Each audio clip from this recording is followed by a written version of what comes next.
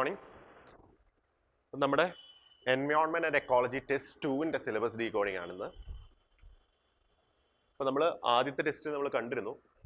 Environment എന്ന് on an average നമുക്കൊരു 16 questions നമുക്ക് പ്രിലിംസിന് കിട്ടുന്നുണ്ട്.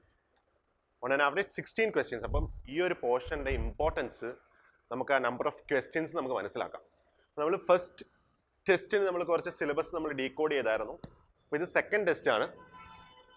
For the second test, you have the following syllabus: climate change, environment degradation, agriculture, international treaties and summits, national environment and laws. ഈ ഒരു 5 topics ആണ് നമുക്ക് test 2-ലുള്ളത്. അപ്പോൾ ഇതിനകത്ത് നമുക്ക് അഗ്രികൾച്ചർ എന്ന് പറയുന്ന topic mainly geography related topic ആണ്. പക്ഷെ നമുക്ക് test ecology and environment and ecology ടെസ്റ്റിലാണ് നമുക്ക് അഗ്രികൾച്ചർ ഇട്ടേക്കുന്നത്. അപ്പോൾ നമുക്ക് ഓരോന്നും നോക്കാം, അതിനകത്ത് എന്തൊക്കെയാണ് പ്രയോറിറ്റി ഏരിയാസ് എന്നും നമുക്ക് നോക്കാം. Okay, when it comes to climate change, and the most important priority areas എന്നൊക്കെ പറയുമ്പോൾ important greenhouse gases എന്തൊക്കെയാണ്?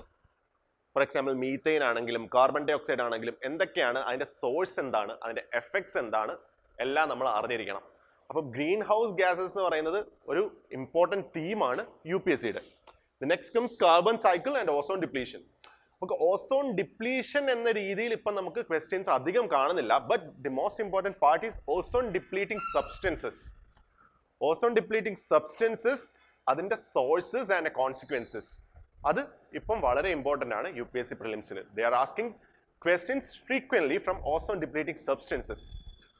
Then carbon cycle is also very important. Carbon സൈക്കിളിന് ഡയറക്റ്റ് നമുക്ക് ചോദ്യം UPSC പ്രിലിംസിൽ ചോദിച്ചിട്ടുണ്ട്.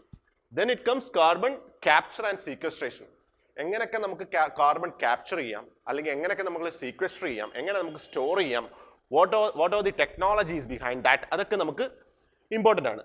Next carbon trade, for example clean development mechanism ഒക്കെ ഇതിൻ്റെ അകത്ത് വരുന്നതാണ്. So it's also A frequent area of UPSC. പിന്നീട് വരുന്നതാണ് കറണ്ട് അഫയേഴ്സ്. അപ്പോൾ നമ്മൾ ക്ലൈമറ്റ് ചേഞ്ച് റിലേറ്റഡ് ആയിട്ടുള്ള എന്ത് തന്നെ കറണ്ട് അഫയേഴ്സ് റിലേറ്റഡ്, എന്ത് ഹിന്ദുവിലാണെങ്കിലും ഇന്ത്യൻ എക്സ്പ്രസ്സിൽ വന്നാലും you have to take note of those terminologies. നമുക്ക് ആ ടെർമിനോളജീസ് ഭയങ്കര ഇമ്പോർട്ടൻ്റ്. അപ്പം കാർബൺ ക്രെഡിറ്റ്സ് എന്നൊക്കെ പറഞ്ഞും അല്ലെങ്കിൽ ഗ്രീൻ വാഷിംഗ് എന്നൊക്കെ പറഞ്ഞിട്ട് നമുക്ക് ക്വസ്റ്റ്യൻസ് ആ ഒരു ടെർമിനോളജി ബേസ് ചെയ്തിട്ടുള്ള ക്വസ്റ്റ്യൻസ് നമുക്ക് വരും. അപ്പം wherever you find something related to carbon and a technology, it's very important for you. അപ്പോൾ കാർബൺ ടെക്നോളജീസ് ഒക്കെ നിങ്ങൾ നോക്കണം. ഇത്രയാണ് നമുക്ക് ക്ലൈമറ്റ് ചേഞ്ചിൽ ഒരു സിലബസ് ഡീകോഡിംഗ് പ്രയോറിറ്റി ഏരിയാസ് വരും. നമുക്ക് let see a few PYQs from these areas. അപ്പം which of the following add carbon dioxide to the carbon cycle. ഞാൻ നേരത്തെ പറഞ്ഞിരുന്നു കാർബൺ സൈക്കിളിന് ഡയറക്റ്റ് ചോദ്യം പ്രിലിംസിന് ചോദിക്കുന്നുണ്ട്. So it's a question directly related to the carbon cycle. നിങ്ങൾക്ക് easy ആയിട്ട് ഇതിനകത്ത് എലിമിനേറ്റ് ചെയ്യാം. Which of the following add carbon dioxide to the carbon cycle. അപ്പോൾ ഫോട്ടോസിന്തസിസിൽ എന്താ സംഭവിക്കുന്നത്? അപ്പം ഫോട്ടോസിന്തസിസ് ഇതിനകത്ത് വരുന്നില്ല. അപ്പോൾ ഡയറക്റ്റ് ആയിട്ട് നമുക്ക് തേർഡ് എലിമിനേറ്റ് ചെയ്തിട്ട് we could reach to the answer. Then which of the following, okay, in the context of mitigating the impending global warming due to anthropogenic emissions of carbon dioxide, which of the following can be potential sites for carbon sequestration? Carbon sequestration നമ്മൾ നോക്കുവാണെങ്കിൽ repeated ആയിട്ട് ചോദിക്കുന്നുണ്ട്. 2023-ലും carbon sequestration എടുത്ത് ചോദിച്ചിട്ടുണ്ട്. അപ്പോൾ carbon sequestration എന്ന് പറയുന്ന ഒരു ടോപ്പിക്ക് നിങ്ങൾ എവിടെ കണ്ടാലും ന്യൂസിൽ കണ്ടാലും it becomes very important for you. അപ്പോൾ ഇതെല്ലാം abandoned and uneconomic coal seams, depleted oil and gas reservoirs, subterranean deep saline formations. Select the correct answer using the code given below. ഇതിൻ്റെ ആൻസറും 1, 2, 3 ആണ്. ഇതിനകത്ത് എല്ലായിടത്തും നമുക്ക് കാർബൺ സീക്വസ്ട്രേഷൻ്റെ ഒരു സൈറ്റ് ആയിട്ട് നമുക്ക് യൂസ് ചെയ്യാൻ പറ്റും. Okay, next, consider the following activities: spreading finely ground basalt rock on farmlands extensively, increasing the alkalinity of oceans by adding lime, capturing the carbon dioxide released by various industries and pumping it into the abandoned subterranean mines in the form of carbonated waters. ഇത് 2023-ൽ ചോദിച്ചിരിക്കുന്ന question ആണ്. Again carbon sequestration പിന്നീട് direct ആയിട്ട് carbon sequestration എടുത്ത് ചോദിക്കുകയാണ് 2023-ൽ. How many of the above activities are often considered and discussed for carbon capture and sequestration? ഇതും all the above ആണ്. So very important carbon sequestration and technologies നമുക്ക് വളരെ important ആണ്. ക്വസ്റ്റ്യൻസ് പ്രെഡിക്റ്റ് ഈ ഒരു ഏരിയയിൽ നിന്ന് ക്വസ്റ്റ്യൻസ് എന്തായാലും നമുക്ക് പ്രെഡിക്റ്റ് ചെയ്യാൻ പറ്റും. Chances are very high. Okay, ഇതിനകത്ത് ഇപ്പം ബസാൾട്ട് റോക്ക് എന്ന് പറഞ്ഞാൽ ബസാൾട്ട് റോക്ക് എന്താണ്? കാർബൺ ഡൈ ഓക്സൈഡായിട്ട് റിയാക്ട് ചെയ്ത് കാർബൺ ഡൈ ഓക്സൈഡ് അത് സ്റ്റോർ ചെയ്യുന്നുണ്ട് ബസാൾട്ട് റോക്ക്. അപ്പം all the above options are related to carbon capture and sequestration. ഇനി ഞാൻ പറഞ്ഞിട്ടുണ്ട് കറണ്ട് അഫയേഴ്സിൽ നമുക്ക് ടെർമിനോളജീസ് വരും. കുറേ കാർബൺ മെട്രിക് അല്ലെങ്കിൽ സോഷ്യൽ കോസ്റ്റ് ഓഫ് കാർബൺ, ഇങ്ങനെ കുറേ ടെർമിനോളജീസ് നമുക്ക് കറണ്ട് അഫയേഴ്സ് റിലേറ്റഡ് ആയിട്ട് ന്യൂസ് പേപ്പറിലും കാണാൻ പറ്റും. ഇത് റിപ്പീറ്റഡ് ആയിട്ട് നമുക്ക് വന്നുകൊണ്ടിരിക്കും. ആ ഒരു ടെർമിനോളജി നിങ്ങൾക്ക് ഇമ്പോർട്ടൻ്റ് ആണ്. കാരണം കഴിഞ്ഞ വർഷവും ഇത് ഗ്രീൻ വാഷിംഗ് എന്ന് പറഞ്ഞൊരു കഴിഞ്ഞതിന് മുമ്പിലത്തെ വർഷമാണെന്ന് തോന്നുന്നു ഗ്രീൻ വാഷിംഗ് എന്ന് പറഞ്ഞൊരു ക്വസ്റ്റ്യൻ ചോദിച്ചിരുന്നു. ഗ്രീൻ വാഷിംഗ് എന്ന് പറഞ്ഞാൽ എന്താണ്? Conveying a false impression that a companies products are eco friendly and എൻവയോൺമെന്റലി sound. That's known as green washing. ഇത് നമുക്ക് ഓൾറെഡി കറണ്ട് അഫയേഴ്സിൽ വന്നിരുന്ന ടെർമിനോളജിയാണ്. ഓക്കെ, അപ്പോൾ ഇത്ര നമുക്ക് ഒരു ക്ലൈമറ്റ് ചേഞ്ച് റിലേറ്റഡ് ആയിട്ടുള്ള ടോപ്പിക്സിന്റെ പ്രയോറിറ്റി ഏരിയാസ് എന്ന് പറഞ്ഞാൽ ഇത്രയാണ്. ഇനി നമുക്ക് എൻവയോൺമെന്റൽ ഡീഗ്രഡേഷൻ, ശരിക്കും എൻവയോൺമെന്റൽ പൊല്യൂഷൻ ആൻഡ് ഡീഗ്രഡേഷൻ ആണ് ഒരു ടോപ്പിക്, ഫുള്ളി കമ്പൈൻഡ് ടോപ്പിക്കാണ്. പൊല്യൂഷൻ ഇതിൻ്റെ അകത്ത് വരുന്നത് തന്നെയാണ്. ബട്ട് പൊല്യൂഷൻ റിലേറ്റഡ് ടോപ്പിക്സ് നമ്മൾ കഴിഞ്ഞ സിലബസിൽ നമ്മൾ ഡീകോഡ് ചെയ്തിരുന്നു. കഴിഞ്ഞ ടെസ്റ്റിൽ നിങ്ങൾക്ക് പൊല്യൂഷൻ റിലേറ്റഡ് ആയിട്ടുള്ള ക്വസ്റ്റ്യൻസ് ഉണ്ടായിരുന്നു. അപ്പോൾ ഇതിനകത്ത് നമുക്ക് മെയിൻ ആയിട്ട് നമുക്ക് ജസ്റ്റ് ഒരു ഏരിയ എന്തൊക്കെയാണെന്ന് വരെ ഒരു അല്ലെങ്കിൽ ഒരു സിലബസ് എന്തൊക്കെയാണെന്ന് നമുക്ക് സബ് ടോപ്പിക്സ് നോക്കുകയാണെങ്കിൽ ബയോഡൈവേഴ്സിറ്റി ലോസ്, അല്ലെങ്കിൽ invasive species, land degradation, pollution, habitat destruction, current affairs ആണ് ഇതിനകത്തും നമുക്ക് മെയിൻ ആയിട്ട് എൻവയോൺമെന്റ് ഡിഗ്രഡേഷനിൽ വരുന്നത്. Then it comes to pollution and pollutants, അതിൻ്റെ സോഴ്സസ്, അതിൻ്റെ എഫക്റ്റ്, അതിൻ്റെ കോൺസിക്വൻസസ് നിങ്ങൾക്ക് വളരെ ഇമ്പോർട്ടൻ്റ്. എല്ലാ പൊല്യൂട്ടൻറ്റും almost most of the important pollutants you have to study. ആ പൊല്യൂട്ടൻസിന് എന്തൊക്കെ സോഴ്സസ് ആണുള്ളത്, അതൊക്കെ എന്തൊക്കെ കോൺസിക്വൻസസ് വരുത്തുന്നുണ്ട്, അതിൻ്റെ എഫക്റ്റ് എന്താണ് എന്ന് നിങ്ങൾ അറിഞ്ഞിരിക്കണം. അപ്പോൾ എൻവയോൺമെന്റൽ ഡിഗ്രഡേഷൻ മേജർ പാർട്ടും വരുന്നത് പൊല്യൂഷൻ റിലേറ്റഡ് ടോപ്പിക്സ് ആണ്. അത് നിങ്ങൾ നോക്കി വെച്ചേക്കണം. അപ്പോൾ ഇതിൻ്റെ ഫോക്കസ് ഏരിയാസ് എന്ന് പറഞ്ഞാൽ pollutants, types, sources and there effects on the environment, എങ്ങനെ അത് എൻവയോൺമെന്റിനെ ഡീഗ്രേഡ് ചെയ്യുന്നു, അല്ലെങ്കിൽ ഏതൊക്കെ സോഴ്സസ് ആണ് ആ ഒരു പൊല്യൂട്ടന്റിന്റെ, ആ ഒരു രീതിയിൽ നിങ്ങൾ പഠിക്കണം. Then the environment polluting activities and there impact.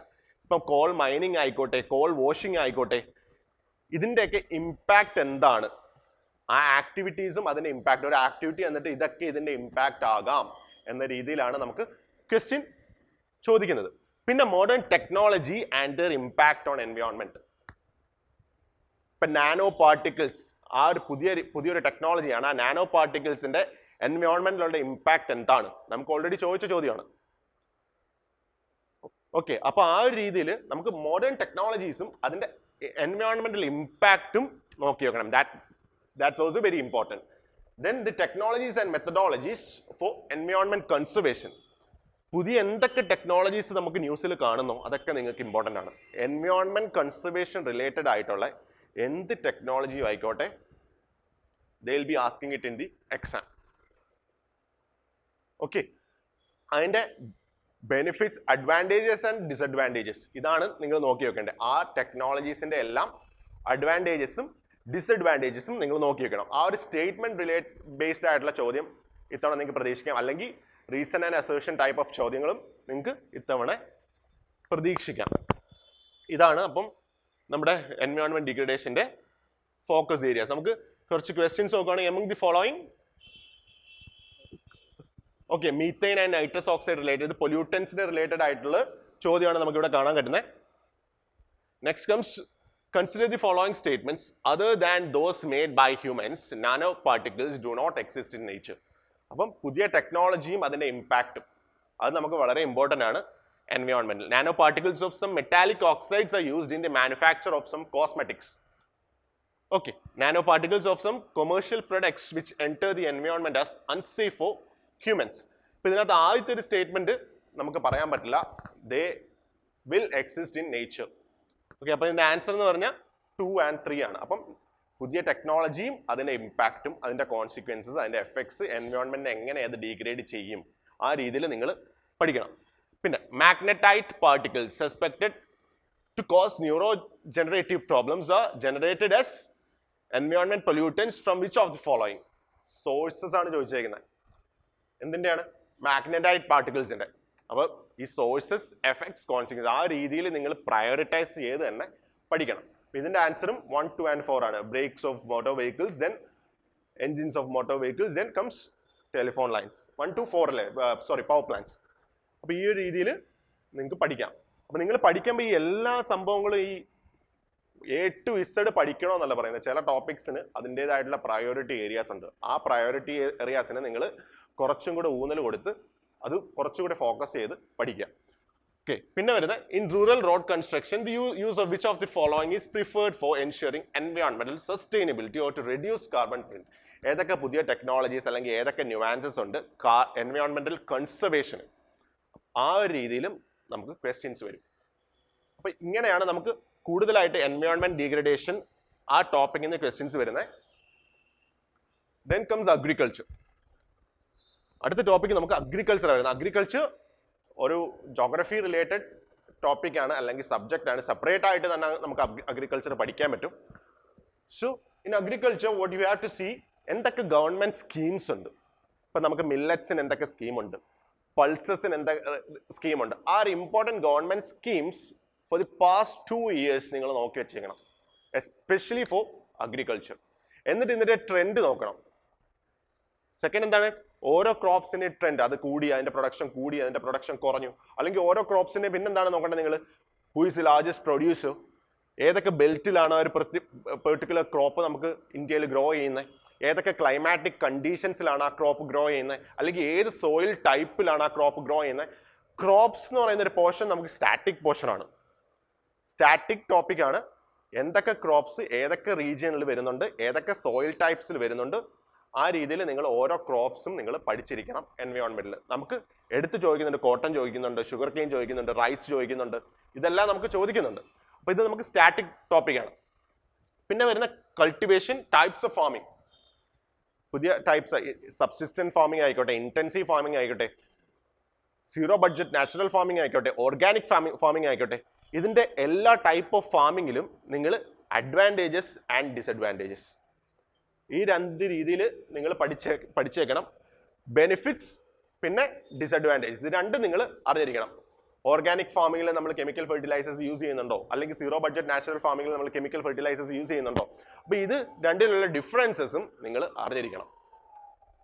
Okay, അപ്പോൾ ഫാമിംഗ് ടൈപ്സിൽ നിങ്ങൾ ഓരോ ഫാമിംഗ് ടൈപ്പ് എടുക്കുക, എന്നിട്ട് അതിൻ്റെ ബെനിഫിറ്റ്സ് ആൻഡ് ഡിസഡ്വാൻറ്റേജസ് നിങ്ങൾ അറിഞ്ഞിരിക്കണം. Then comes irrigation practices. നമുക്ക് ഫെർട്ടിഗേഷൻ എന്താണെന്നൊരു ചോദ്യം ഉണ്ടായിരുന്നു UPSCയിൽ.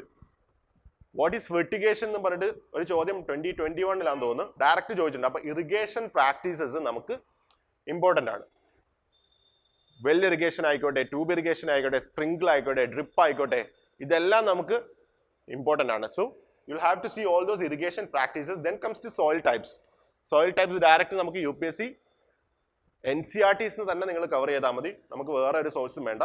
സോയിൽ ടൈപ്സ് എല്ലാം NCERTs നമുക്ക് മെൻഷൻഡ് ആണ്. ഓരോ സോയിൽ ടൈപ്പ് നോക്കണം.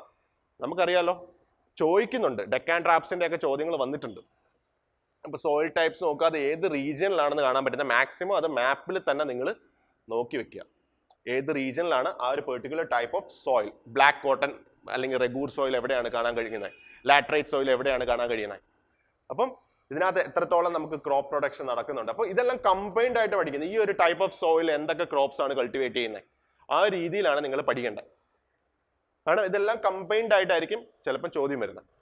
Okay, then comes the crop types. നമ്മൾ നേരത്തെ പറഞ്ഞു ന്യൂ ടെക്നോളജി ഇൻ അഗ്രികൾച്ചർ. എന്ത് ന്യൂ ടെക്നോളജി ആയിക്കോട്ടെ, ക്ലൈമറ്റ് സ്മാർട്ട് അഗ്രികൾച്ചർ ആയിക്കോട്ടെ, എന്ത് പുതിയ ടെക്നോളജി നിങ്ങൾ ന്യൂസിൽ കാണുന്നെങ്കിലും അതെല്ലാം നോക്കി വെച്ചേക്കണം related to the agriculture. Agriculture related ആയിട്ടുള്ള പുതിയ ടെക്നോളജീസ് എല്ലാം നമുക്ക് ഇമ്പോർട്ടൻ്റ് ആണ്. ഓക്കെ, ഇത്രയാണ് നമുക്ക് അഗ്രികൾച്ചർ ടോപ്പിക് എന്നുള്ള ജസ്റ്റ് ക്വസ്റ്റ്യൻസ് നമുക്ക് നോക്കാം. How many of the above are generally known as tea producing states? ഏതൊക്കെയാണ് ടീ പ്രൊഡ്യൂസിങ് സ്റ്റേറ്റ്സ്? നമ്മൾ ഓരോ ക്രോപ്പ് എടുക്കുമ്പോൾ ഞാൻ പറഞ്ഞു നിങ്ങൾ ഏതൊക്കെ ബെൽറ്റിലാണ് നമുക്ക് കാണാൻ പറ്റുന്നത്, അല്ലെങ്കിൽ ഏതൊക്കെ സ്റ്റേറ്റ്സിലാണ് കാണാൻ പറ്റുന്നത്, ആരാണ് ലാർജസ്റ്റ് പ്രൊഡ്യൂസർ, ഏത് ടൈപ്പ് ഓഫ് സോയിലാണ് അത് ഗ്രോ ചെയ്യുന്നത്. അപ്പം ഓരോ ക്രോപ്പിനും നിങ്ങൾ ഇത്രത്തോളം സബ് ഡിവിഷൻസ് വേണം, ഇത്രത്തോളം നിങ്ങൾ കവർ ചെയ്യണം. ഇതിനകത്ത് ഓൾ ദി 4 സ്റ്റേറ്റ്സ് ആയിരുന്നു. Then how is permaculture farming different from conventional chemical farming? ഞാൻ പറഞ്ഞു ടൈപ്സ് ഓഫ് ഫാമിങ്ങിൽ നിങ്ങൾ കമ്പയർ ചെയ്ത് പഠിക്കണം, അതിൻ്റെ ഡിഫറൻസസ് നിങ്ങൾ പഠിക്കണമെന്ന് പറഞ്ഞു. സെയിം ഇതുപോലെയാണ് നിങ്ങൾക്ക് ക്വസ്റ്റ്യൻ വരാൻ പോകുന്നത്. എന്താണ് കൺവെൻഷണൽ കെമിക്കൽ ഫാമിങ്ങും പെർമാകൾച്ചർ ഫാമിങ്ങും തമ്മിലുള്ള ഡിഫറൻസ്? ഇതാണ് നമുക്ക് ചോദ്യം. അപ്പോൾ ഈ ഒരു രീതിയിൽ നമുക്ക് ക്വസ്റ്റ്യൻസ് വരാം. Then comes with reference to pulse production in India, consider the following statements. Black gram can be cultivated as both kharif and rabi crops. Then നിങ്ങൾ ഒരു കാര്യം കൂടെ നോക്കണം, ഏതെങ്കിലും ഒരു ക്രോപ്പ് പഠിക്കുമ്പം അത് ഏത് ടൈപ്പ് ഓഫ് ക്രോപ്പിങ്ങിലാണ് വരുന്നത്, കാരിഫ് ക്രോപ്പിങ്ങിലാണോ റാബി ക്രോപ്സ് ആണോ എന്ന് നിങ്ങൾ നോക്കി വെച്ചേക്കണം. അത് നമുക്ക് ഇമ്പോർട്ടൻ്റ് ആണ്. അപ്പോൾ ഇങ്ങനെയാണ് നമുക്ക് ചോദ്യങ്ങൾ അഗ്രികൾച്ചറിൽ കാണുന്നത്. ഇനി നമുക്ക് international treaties and summits, next topic. International treaties and summits, important summits അല്ലെങ്കിൽ കൺവെൻഷൻസ് എന്ന് പറയുന്നത് Ramsar convention, Stockholm convention, CITES, CBD, Bonn convention, Vienna convention, Montreal protocol, Kyoto protocol, UNFCCC, Rio summit, UNCCD, Basel convention, Cartagena protocol, Nagoya protocol, ഇതിനൊക്കെ ഒരു list തന്നിട്ടുണ്ടല്ലോ. ആ list മൊത്തം important നമുക്ക്, ഒന്നും skip ചെയ്യാനില്ല. ആ ലിസ്റ്റ് ഫുൾ ഇമ്പോർട്ടൻ്റ് ആണ്. പഴയ കൺവെൻഷൻസ് എന്നാണ് നമുക്ക് ചോദിക്കുന്നത്. റാംസാർ കൺവെൻഷൻ എടുത്ത് ചോദിക്കുന്നുണ്ട്. ഇതെല്ലാം നമുക്ക് റിപ്പീറ്റഡ് ചോദിക്കുന്നുണ്ട്. അതുകൊണ്ടാണ് പുതിയ കൺവെൻഷൻസ് അല്ലെങ്കിൽ പുതിയ കോപ്പ് സമ്മിറ്റ്സ് അല്ല, പഴയതിനകത്തുനിന്നും ക്വസ്റ്റ്യൻസ് എടുത്ത് വരുന്നുണ്ട്. ഇതിനകത്ത് ഫോക്കസ് ഏരിയസ് എന്താണ്? ഈ ഓരോ സമ്മിറ്റ്സിന്റെയും ബേസിക് ഒബ്ജക്റ്റീവ് എന്താണെന്ന് നിങ്ങൾ നോക്കിയാൽ, റാംസാർ കൺവെൻഷന്റെ ബേസിക് ഒബ്ജക്റ്റീവ് എന്താണ്, ബേസൽ കൺവെൻഷന്റെ ബേസിക് ഒബ്ജക്റ്റീവ് നിങ്ങൾ നോക്കി വെക്കുക. ഏറ്റവും ബേസിക് ആയിട്ടുള്ള ഒബ്ജക്റ്റീവ്സ് അല്ലെങ്കിൽ അതിന്റെ ഇമ്പോർട്ടൻറ്റ് എയിംസ് നിങ്ങൾക്ക് അറിഞ്ഞിരിക്കണം. Then comes the provisions. അതിനകത്ത് എന്തൊക്കെ പ്രൊവിഷൻസ് ഉണ്ട്? ഇപ്പം ഓസോൺ ഡിപ്ലീറ്റിംഗ് സബ്സ്റ്റൻസിന്റെ കൺവെൻഷനിൽ എന്തൊക്കെ പ്രൊവിഷൻസ് ആണ് പറയുന്നത്, അല്ലെങ്കിൽ റാംസാർ കൺവെൻഷനിൽ വെറ്റ്ലാൻഡ്സിനെ കൺസേർവ് ചെയ്യാൻ എന്തൊക്കെ പ്രൊവിഷൻസ് ആണെന്ന് പറയുന്നത്. അപ്പം മോസ്റ്റ് ഇമ്പോർട്ടൻറ്റ് പ്രൊവിഷൻസ് നോക്കി വെക്കുക. Then important summits, international എൻവയോൺമെന്റൽ organisations. എൻവയോൺമെന്റൽ organisations എവിടെ ന്യൂസിൽ കണ്ടാലും ഇമ്പോർട്ടൻ്റ് ആണ്. ഞാൻ പറഞ്ഞില്ല, കറണ്ട് അഫയേഴ്സ് ഇങ്ങനെ വാരി വലിച്ച് നമുക്ക് പഠിക്കേണ്ട. നമുക്ക് ക്ലൈമറ്റ് റിലേറ്റഡ് കറണ്ട് അഫയേഴ്സ് അല്ലെങ്കിൽ എൻവയോൺമെന്റൽ ഓർഗനൈസേഷൻ, എവിടെ പുതിയ ഓർഗനൈസേഷൻ കണ്ടാലും അത് നിങ്ങൾ പിക്ക് ചെയ്ത് വെച്ചോണം. എൻവയോൺമെന്റ് റിലേറ്റഡ് എന്ത് ഓർഗനൈസേഷൻ ആയിക്കോട്ടെ, എന്ത് ചെറിയ ഓർഗനൈസേഷനും ആയിക്കോട്ടെ, you will have to pick it out and you will have to note it down. Okay, then the current affairs, most important പാർട്ടാണ് കറണ്ട് അഫയേഴ്സ്. ഏതൊക്കെ പുതിയ സമ്മിറ്റ്സ് നടന്നിട്ടുണ്ടോ? ഇപ്പോൾ COP28 നമുക്ക് വളരെ ഇമ്പോർട്ടൻ്റ് ആണ് അല്ലേ. COP28 മെയിൻസിനും ഡയറക്റ്റ് ചോദ്യം ഒരു കോപ്പ് സമ്മിറ്റിനെ കുറിച്ച് ചോദിച്ചിട്ടുണ്ട്. കഴിഞ്ഞ കോപ്പ് സമ്മിറ്റ് ആണെന്ന് തോന്നുന്നു. അപ്പോൾ ഇത് ഡയറക്റ്റ് ചോദ്യം മെയിൻസിന് നമുക്ക് കിട്ടുന്നതാണ് ഈ ഒരു ഏരിയ നിന്ന്. അപ്പം പുതിയ ഏതൊക്കെ കോപ്പ് സമ്മിറ്റ്സ് ഏതൊക്കെ കൺവെൻഷൻസിൽ വന്നിട്ടുണ്ടോ ആ സമ്മിറ്റ്സ് എല്ലാം നോക്കി വെക്കുക. അതിനകത്ത് ഇമ്പോർട്ടൻ്റ് ആയിട്ടുള്ള കാര്യങ്ങളും നോക്കി വെക്കുക. ഇതിന്റെ questions with reference to the New York declaration on forest, which of the following statements are correct. അപ്പോൾ ഈ ഒരു റിലേറ്റഡ് ആയിട്ടുള്ള ചോദ്യം നോക്കി വെക്കണം. പിന്നെ ആ ഒരു ഓരോ കൺവെൻഷൻസും പഠിക്കുമ്പം അത് ലീഗലി ബൈൻഡിങ് ആണോ എന്നും കൂടെ നിങ്ങൾ നോക്കി വെക്കണം. അത് നമ്മുടെ ആ ടേബിളിൽ ലീഗലി ബൈൻഡിങ് ആണോ അല്ലയോ എന്നൊക്കെ ആ ടേബിൾ കൊടുത്തിട്ടുണ്ടല്ലോ, വായിച്ചിട്ടുണ്ടോ ആരെങ്കിലും? ഓക്കെ. പിന്നെ മോസ്റ്റ് ഇമ്പോർട്ടൻ്റ് ആയിട്ടുള്ള കാര്യം, ഇന്ത്യ അതിൻ്റെ സിഗ്നേറ്ററി ആണോ നിങ്ങൾ അറിയണം. ഏതെങ്കിലും സമ്മിറ്റ്സ് അല്ലെങ്കിൽ ഏതെങ്കിലും കൺവെൻഷൻ വന്നാൽ ഇന്ത്യ അതിൻ്റെ സിഗ്നേറ്ററി ആണോ എന്നും കൂടി നിങ്ങൾ നോക്കി വെക്കാം. അണ്ടർ റാംസാർ കൺവെൻഷൻ, ഇത് 2020 എങ്ങാണ്ട് ചോദിച്ച ചോദ്യമാണ്. Under Ramsar convention, it is mandatory on the part of government of India to protect and conserve all the wetlands in the territory of India. അപ്പോൾ പഴയ കൺവെൻഷൻസും നമുക്ക് ഇമ്പോർട്ടൻ്റ് ആണ്. അപ്പോൾ നമുക്കൊന്നും സ്കിപ്പ് ചെയ്യാൻ പറ്റില്ല. റാംസാർ കൺവെൻഷൻ എടുത്ത് ചോദിച്ചിട്ടുണ്ട്.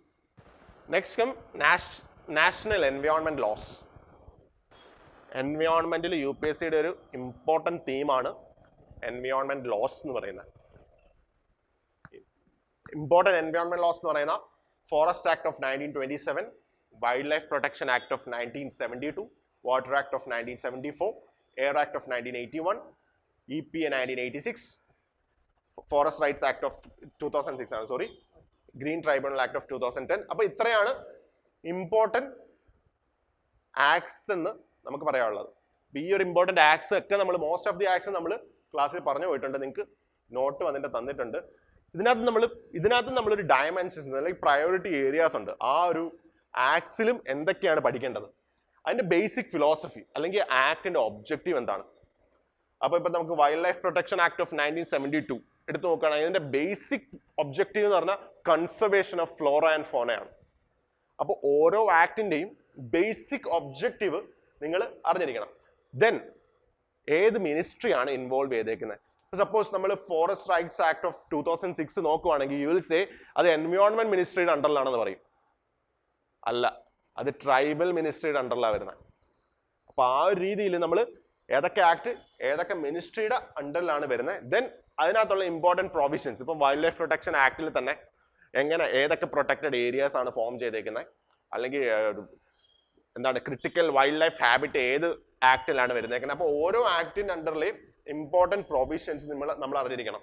അല്ലെങ്കിൽ ഇപ്പം നമ്മളിപ്പം വൈൽഡ് ലൈഫ് പ്രൊട്ടക്ഷൻ ആക്ടിൻ്റെ അമെൻമെൻറ്റ് ഇപ്പം പഠിച്ചു, അമെൻമെൻറ്റിൽ എന്തൊക്കെയാണ് ചേഞ്ചസ് വന്നേക്കുന്നത്, ഇമ്പോർട്ടൻറ്റ് പ്രൊവിഷൻസ് എന്തൊക്കെയാണ്, all these becomes important for your prelims. പിന്നെ അതിൻ്റെ അണ്ടറിൽ എന്തൊക്കെ റൈറ്റ്സ് ആണുള്ളത്. ഇപ്പോൾ വൈൽഡ് ലൈഫ് പ്രൊട്ടക്ഷൻ ആക്ടിൽ കുറേ പ്രൊട്ടക്റ്റഡ് ഏരിയാസ് ഉണ്ട്. അപ്പം ആ ഓരോ പ്രൊട്ടക്റ്റഡ് ഏരിയാസിലും നമുക്ക് എന്ത് റൈറ്റ്സ് ആണുള്ളത്, എന്തൊക്കെ പ്രൊഹിബിറ്റ് ചെയ്തേക്കുന്നത്, എന്തൊക്കെ പ്രൊഹിബിറ്റ് ചെയ്തിട്ടില്ല. ഫോർ എക്സാമ്പിൾ നമുക്ക് വൈൽഡ് ലൈഫ് പ്രൊട്ടക്ഷൻ ആക്ടിനെ കുറിച്ച് ചോദിച്ചിട്ടില്ലേ, cultivation of some plants, certain plants, all the plants are prohibited in these areas എന്ന് പറഞ്ഞിട്ട് എന്താണ് ഷെഡ്യൂളിൽ ഷെഡ്യൂൾ 6 എല്ലാ പ്ലാന്റ്സും പ്രൊഹിബിറ്റഡ് ആണെന്ന് പറഞ്ഞ ചോദ്യമുണ്ട്. അപ്പോൾ അതിൻ്റെ അകത്തെ പ്രൊവിഷൻസ് എന്നാണ് ഈ ഒരു ചോദ്യം ചോദിച്ചേക്കുന്നത്. അപ്പോൾ ഓരോ ആക്ടിൻ്റെ അണ്ടറിലെയും ഇമ്പോർട്ടൻറ്റ് പ്രൊവിഷൻസ് നമ്മൾ അറിഞ്ഞിരിക്കണം. Then come statutory institutions. Statutory institutions ഓരോ ആക്ടിൻ്റെ അണ്ടറിലെയും സ്റ്റാറ്റ്യൂട്ടറി ഇൻസ്റ്റിറ്റ്യൂഷൻസ് എന്തൊക്കെയാണ്. നമ്മൾ ഓരോ ആക്ട് നോക്കിയപ്പോഴും നമ്മൾ പറഞ്ഞു പോയായിരുന്നു. EPAയുടെ എൻവയോൺമെന്റ് പ്രൊട്ടക്ഷൻ ആക്ടിൻ്റെ GES, genetic engineering and appraisal committee അതിൻ്റെ അണ്ടറിൽ വരുന്നതാണ്. സെൻട്രൽ ഗ്രൗണ്ട് വാട്ടർ അതോറിറ്റി അതിൻ്റെ അണ്ടറിൽ വരുന്നതാണ്. National board of wild life എന്തിൻ്റെ അണ്ടറിൽ വരുന്നതാണ്, വൈൽഡ് ലൈഫ് പ്രൊട്ടക്ഷൻ ആക്ടിൻ്റെ അണ്ടറിൽ വരുന്നതാണ്. അപ്പോൾ ഈ ഓരോ ആക്ടിൻ്റെ അണ്ടറിൽ വരുന്ന സ്റ്റാറ്റ്യൂട്ടറി ബോഡീസും നിങ്ങൾ നോക്കി വെക്കണം, അതും ഇമ്പോർട്ടൻ്റ് ആണ്. Then comes power sharing. Central state power sharing ഓരോ ആക്ടിൻ്റെ അണ്ടറിലും എങ്ങനെയാണ് എന്ന രീതിയിൽ നോക്കി വെക്കട്ടെ. ഇപ്പോൾ ചില കൺസർവേഷൻ റിസർവ് അല്ലെങ്കിൽ കമ്മ്യൂണിറ്റി റിസർവ് സെൻട്രൽ ഗവൺമെൻറ് ആയിരിക്കും നോട്ടിഫൈ ചെയ്യുന്നത്, അല്ലെങ്കിൽ നാഷണൽ പാർക്ക് സെൻട്രൽ ഗവൺമെൻറ് അല്ലെങ്കിൽ സ്റ്റേറ്റ് ഗവൺമെൻറ് ആയിരിക്കും നോട്ടിഫൈ ചെയ്യുന്നത്. അത് ആരാണെന്ന് നിങ്ങൾ അറിഞ്ഞിരിക്കണം, ഓരോ ആക്ടിൻ്റെ അണ്ടറിലും വരുന്നത്. അപ്പോൾ അതിനകത്ത് പവർ ഷെയറിംഗ് എങ്ങനെയാണ് എന്ന് നോക്കി വെക്കണം. ദെൻ കറണ്ട് ഇഷ്യൂസ്, എല്ലാത്തിലും നമുക്ക് ഇമ്പോർട്ടൻ്റ് ആണ് കറണ്ട് ഇഷ്യൂസ്. എന്ത് കറണ്ട് ഇഷ്യൂസ് ഉണ്ടെങ്കിലും ഇപ്പം നമുക്ക് എക്സാമ്പിൾ എന്താണ്, അതിൻ്റെ അമെൻമെൻറ്റ് വന്നിട്ടുണ്ടല്ലേ, WPAയുടെ അമെൻമെൻറ്റ് വന്നിട്ടുണ്ട്. അപ്പം ഇറ്റ് ബിക്കംസ് ഇമ്പോർട്ടൻറ്റ്. നമുക്ക് ഇതിന്റെ ക്വസ്റ്റ്യൻസ് നോക്കുകയാണെങ്കിൽ, ഇഫ് എ പെർട്ടിക്കുലർ, നമ്മൾ നേരത്തെ പറഞ്ഞത്, if A particular plant species is placed under the schedule 6 of the wild life protection act of 1972, what is the implication? Direct അതിന്റെ പ്രൊവിഷൻസിന് എടുത്ത് ചോദിച്ചേക്കുന്ന ചോദ്യമാണ്. Okay, then reference to the Indian laws about wildlife protection, consider the following statements. Wild animals are the sole property of the government. When a wild animal is declared protected, such animal is entitled for equal protection whether it is found in protected areas or outside. ഇതെല്ലാം ആ ഒരു ആക്ടിൻ്റെ അണ്ടറിലെ provisions തന്നെയാണ് വന്നേക്കുന്നത്. ആ ആക്ടിൻ്റെ അണ്ടറിലെ provisions തന്നെയാണ്. Apprehension of a protected wild animal becoming a danger to human life is sufficient ground for its capture or killing. ആണോ? മിയർ അപ്രിഹെൻഷൻ മാത്രം മതിയോ? ആ ഒരു ആനിമൽ നമ്മുടെ ലൈഫിന് ഡേഞ്ചർ ആകുമെന്ന് നമ്മൾ ഇവിടെ ഇരുന്ന് വിചാരിക്കുകയാണ്, അപ്പോൾ അതിനെ കൊന്നുകളയാം. അവിടെ ഇരിക്കുന്ന ആനിമലിനെ കൊന്നുകളയാം. ആ ഒരു മിയർ അപ്രിഹെൻഷൻ മാത്രം മതിയോ ഒരു ആനിമലിനെ കൊല്ലാൻ? അപ്പോൾ ഡയറക്റ്റ് ആയിട്ട് നമുക്ക് ഈ 3 എന്ന് പറയുന്ന സ്റ്റേറ്റ്മെന്റ് എലിമിനേറ്റ് ചെയ്യാം. അങ്ങനെ ഓരോന്നിനും നിങ്ങൾ പ്രൊവിഷൻസ് ഒരു ഐഡിയ നിങ്ങൾക്ക് ഉണ്ടായിരിക്കണം, ഓരോ ആക്ടിൻ്റെ അണ്ടറിലും വരുന്നത്. ഓക്കെ, അപ്പം നമുക്ക് ഇത്രയാണ് ഈ ഒരു ടെസ്റ്റിനുള്ള syllabus. Okay, climate change, environmental degradation, agriculture, international treaties and summits, national environment laws. ഈ ഒരു 5 ടോപ്പിക്കാണ് നിങ്ങൾക്ക് എക്സാമിനുള്ളത്. 5 ടോപ്പിക്ക് നന്നായിട്ട് പഠിക്കുക. എക്സാം ടഫ് ആകാം, ഈസി ആകാം, depends on the level of your preparation. നിങ്ങൾ എത്രത്തോളം പ്രിപ്പയർ ചെയ്തിട്ടുണ്ടോ, എത്രത്തോളം നന്നായിട്ട് പ്രിപ്പയർ ചെയ്തിട്ടുണ്ടോ, അതുപോലെ ഇരിക്കും നിങ്ങളുടെ എക്സാമിനേഷൻ അല്ലെങ്കിൽ അതിൻ്റെ toughness. Some questions will be tough, നല്ല ടഫായിട്ടുള്ള ക്വസ്റ്റ്യൻസ് കാണും. ചില ക്വസ്റ്റ്യൻസ് നിങ്ങൾക്ക് ലീവ് ചെയ്യാനുള്ള ക്വസ്റ്റ്യൻസ്, നിങ്ങൾ അറ്റംപ്റ്റ് ചെയ്യേണ്ട ആവശ്യമില്ല. ഇതിനകത്ത് നമുക്കൊരു 70% എങ്കിലും 16 questions out of environment 16 questions വരുന്ന ഒരു 70% ക്വസ്റ്റ്യൻസ് നമുക്ക് ഹിറ്റ് ചെയ്യാൻ പറ്റുന്ന ക്വസ്റ്റ്യൻസ് ആണ്. ബാക്കി ഒരു 30% നമുക്ക് വേണ്ട. ഒരു 70% ക്വസ്റ്റ്യൻസ് നമുക്ക് ഹിറ്റ് ചെയ്താൽ മതി. That's more than enough. Okay, അപ്പം നന്നായിട്ട് പഠിക്കുക. All the best for your exams. Okay, thank you.